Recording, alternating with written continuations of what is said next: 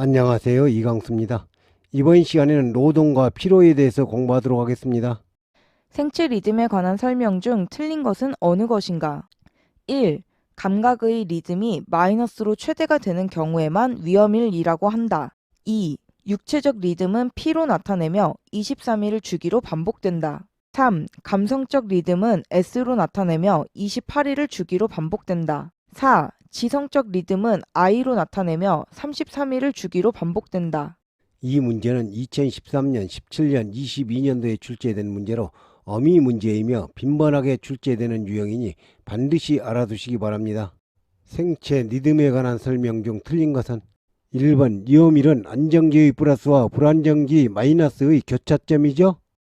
다음 중 생체 리듬의 종류에 해당되지 않는 것은 1. 지성적 리듬 2. 육체적 리듬 3. 감성적 리듬 4. 안정적 리듬 생체 리듬의 종류에 해당되지 않는 것은 앞 문제에서 공부했죠. 지성적, 육체적, 감성적 리듬은 생체 리듬에 해당되지만 4번 안정적 리듬은 생체 리듬에 해당되지는 않죠.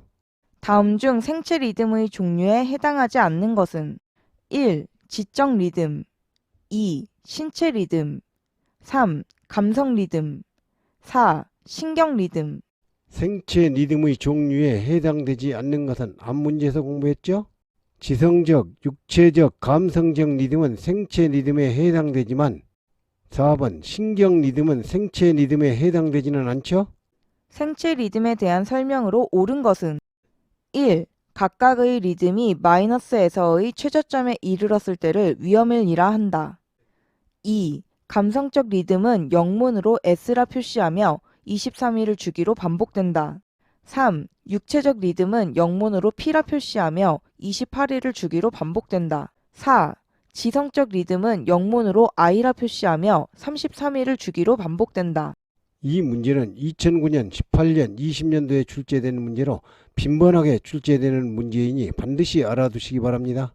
생체 리듬에 대한 설명으로 옳은 것은 이오밀은 안정기와 불안정기의 교차점이죠. 감성적 리듬은 영문으로 S라 표시하며 23일 아니라 28주기로 반복되죠. 육체적 리듬은 영문으로 P라 표시하며 23일 주기로 반복되죠. 정답은 4번 지성적 리듬은 영문으로 I라 표시하며 33일 주기로 반복되죠. 다음 중 생체 리듬에 관한 설명으로 틀린 것은 1. 육체적 리듬은 P로 나타내며 23일을 주기로 반복된다. 2. 감성적 리듬은 S로 나타내며 26일을 주기로 반복된다. 3. 지성적 리듬은 I로 나타내며 33일을 주기로 반복된다. 4. 각각의 리듬이 플러스에서 마이너스로 변화하는 점이 위험일이다. 생체 리듬에 관한 설명으로 틀린 것은 2번 감성적 리듬은 S로 나타내며 26일이 아니라 28일 주기로 반복되죠. 생체 리듬과 피로에 관한 설명 중 틀린 것은 1. 생체상의 변화는 하루 중 일정한 시간 간격을 두고 교환된다. 2. 인간의 생체 리듬은 낮에는 체온, 혈압, 맥박수 등이 상승하고 밤에는 저하된다. 3. 생체 리듬에서 중요한 점은 낮에는 신체 활동이 유리하며 밤에는 휴식이 더욱 효율적이라는 것이다. 4. 몸이 흥분한 상태일 때는 부교감신경이 우세하고 수면을 취하거나 휴식을 할 때는 교감신경이 우세하다. 피로에 관한 설명 중 틀린 것은 4번 몸이 흥분 상태일 때는 교감신경이 우세하고 수면을 취하거나 휴식을 할 때에는 부교감신경이 우세하죠. 어느 철강회사의 고로작업 라인에 근무하는 A씨의 작업 강도가 힘든 중작업으로 평가되었다면 해당되는 에너지 대사율의 범위로 가장 적절한 것은 이 문제는 2011년, 19년, 21년도에 출제되는 문제로 어미 문제이며 빈번하게 출제되는 유형이니 반드시 알아두시기 바랍니다. 힘든 중작업의 에너지 대사율의 범위로 가장 적절한 것은 정답은 3번 4에서 7이죠. 작업의 난이도별 에너지 대사율은 최근에는 가운데 중자 중작업을 보통 작업이라고도 많이 표시합니다. 에너지 대사율에 따른 작업의 분류에 따라 중, 보통 작업의 RMR 범위는 보통 작업의 RMR 범위는 앞 문제에서 공부했죠. 2에서 4, 2번이죠? 그렇죠? 에너지 소비량의 산출 방법으로 맞는 것은 에너지 소비량을 구하는 공식을 찾는 문제입니다. 에너지 소비량은 기초 대사량분의 운동 대사량으로 구하죠. 여기에서 운동 대사량은 작업 시의 소비 에너지 마이너스 안정 시의 소비 에너지죠. 정답은 3번 기초 대사량분의 작업 시의 소비 에너지 마이너스 안정 시의 소비 에너지죠. 작업에 대한 평균 에너지 소비량을 분당 5kcal로 할 경우 휴식시간 R의 산출 공식으로 맞는 것은 단 2는 작업 시 평균 에너지 소비량 kcal per minute 1시간의 휴식시간 중 에너지 소비량은 1.5kcal per minute 총 작업시간은 60분이다. 휴식 시간을 구하는 공식을 찾는 문제입니다. 휴식 시간을 구하는 공식은 작업 에너지 마이너스 소비 에너지분의 60 곱하기 작업 에너지 마이너스 평균 에너지. 여기서 60을 곱해준 이유는 분으로 단위를 맞춰주기 위해서죠. 문제의 공식에서 작업 에너지 부분은 2, 작업 시 평균 에너지 소비량이죠. 그리고 소비 에너지의 경우 1시간의 휴식 시간 중 에너지 소비량 1.5kcal per minute이죠. 작업에 대한 평균 에너지 소비량이 분당 5kcal이므로 평균 에너지는 5. 평균 에너지 소비량이 주어지지 않았을 경우 남자의 경우 5, 여자의 경우 4를 대입하여 계산하죠. 정답은 1번. 휴식 시간 R은 2-1.5분의 60 곱하기 2-5. 피로의 측정법이 아닌 것은 1. 생리적 방법 2. 심리학적 방법 3. 물리학적 방법 4. 생화학적 방법. 이 문제는 2013년, 18년도에 출제된 문제로 어미 문제이며 빈번하게 출제되는 유형이니 반드시 알아두시기 바랍니다. 피로의 측정법이 아닌 것은 먼저 피로를 측정하는 방법을 알아보면 심리적인 방법, 생리학적인 방법, 생화학적인 방법이 있죠.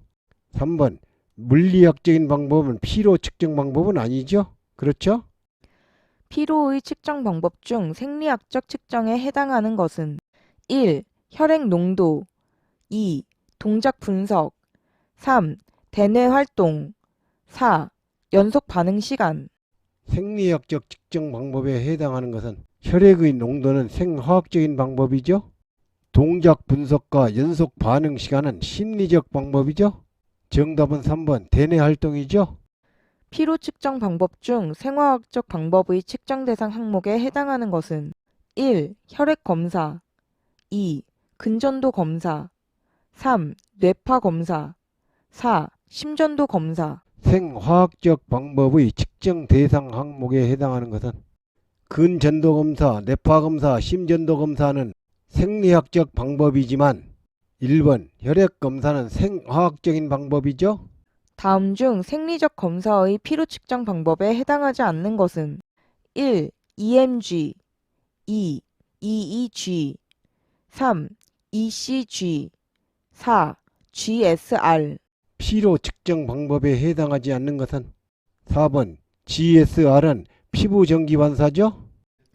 피로의 측정 방법 중 근력 및 근활동에 대한 검사 방법으로 가장 적절한 것은 1. EEG 2. ECG 3. EMG 4. EOG. 근력 및 근활동에 대한 검사 방법으로 가장 적절한 것은 3번 EMG 근전도는 극부적 근육 활동이죠. 피로의 측정 분류 시 감각 기능 검사, 정신, 신경 기능 검사의 측정 대상 항목으로 가장 적합한 것은 1. 혈압 2. 심박수 3. 에너지 대사율 4. 플리커. 감각 기능 검사의 측정 항목은 4번 프리커 검사는 융합 전멸 주파수죠. 다음 중 피로의 검사 방법에 있어 인지 역치를 이용한 생리적 방법은 1. 광전 비색계 2. 뇌전도 3. 근전도 4. 전멸 융합 주파수. 인지 역치를 이용한 생리적 방법은 4번 프리커 검사 전멸 융합 주파수죠. 피로의 증상과 가장 거리가 먼 것은 1. 식욕의 증대 2. 불쾌감의 증가 3. 흥미의 상실 4. 작업 능률의 감퇴 이 문제는 2012년 18년도에 출제된 문제로 어미 문제이며 빈번하게 출제되는 유형이니 반드시 알아두시기 바랍니다. 피로의 증상과 거리가 먼 것은 1번 식욕이 증대되는 게 아니라 감소하죠? 다음 중 피로의 현상으로 볼 수 없는 것은 1. 주관적 피로 2. 중추신경의 피로 3. 반사운동신경 피로 4. 근육 피로 피로 현상으로 볼 수 없는 것은 중추신경의 피로, 반사신경 피로, 근육 피로는 정신적, 육체적 피로이지만 1번 주관적 피로는 피로 현상으로 볼 수는 없죠. 생리적 피로와 심리적 피로에 대한 설명으로 틀린 것은 1. 심리적 피로와 생리적 피로는 항상 동반해서 발생한다. 2. 심리적 피로는 계속되는 작업에서 수행 감소를 주관적으로 지각하는 것을 의미한다. 3. 생리적 피로는 근육 조직의 산소 고갈로 발생하는 신체 능력 감소 및 생리적 손상이다. 4. 작업 수행이 감소하더라도 피로를 느끼지 않을 수 있고 수행이 잘 되더라도 피로를 느낄 수 있다. 심리적 피로에 대한 설명으로 틀린 것은 1번 심리적 피로와 생리적 피로는 항상 동반해서 발생하지는 않죠? 그렇죠? 스텝 테스트, 슈나이더 테스트는 어떠한 방법의 피로 판정 검사인가? 1. 타액 검사 2. 반사 검사 3. 전신적 관찰 4. 심폐 검사 스텝 테스트, 슈퍼라이더 테스트는 어떤 방법의 피로 판정 검사인가? 4번 대표적인 심폐 검사 판정이죠? 동작 실패의 원인이 되는 조건 중 작업 강도와 관련이 가장 적은 것은 1. 작업량 2. 작업 속도 3. 작업 시간 4. 작업 환경 작업 강도와 관련이 가장 적은 것은 4번 작업 환경은 환경 조건이죠? 그렇죠? 피로 단계 중 이상 발한, 구갈, 두통, 탄력감이 있고 특히 관절이나 근육통이 수반되어 신체를 움직이기 귀찮아지는 단계는 1. 잠재기 2. 현재기 3. 진행기 4. 축적 피로기 관절이나 근육 통증이 수반되어 신체를 움직이기 귀찮아지는 단계는 2번 2단계 현재기 단계죠? 그렇죠? 감각 현상이 하나의 전체적이고 의미 있는 내용으로 체계화되는 과정을 의미하는 것은 1. 유추 2. 게슈탈트 3. 인지 4. 근접성 체계화되는 과정을 의미하는 것은 2번 게슈탈트는 시각 정보의 조직화를 의미하는 용어로 형태나 형상이라는 뜻이다. 허세이의 피로회복법에서 단조로움이나 권태감에 의해 발생되는 피로에 대한 대책으로 가장 적합한 것은 1. 동작의 교대 방법 등을 가르친다. 2. 불필요한 신체적 마찰을 배제한다. 3. 작업장의 온도, 습도, 통풍 등을 조절한다. 4. 용이 주도한 작업 계획을 수립, 이행한다. 허세이의 피로에 대한 대책으로 가장 적합한 것은 1번 단조로움이나 권태감에 의해 발생하는 피로에 대한 대책은 동작의 교대 방법 등을 가르친다. 작업자의 정신적 피로를 관찰할 수 있는 변화 중 가장 적합하지 않은 것은 1. 대사 기능의 변화 2.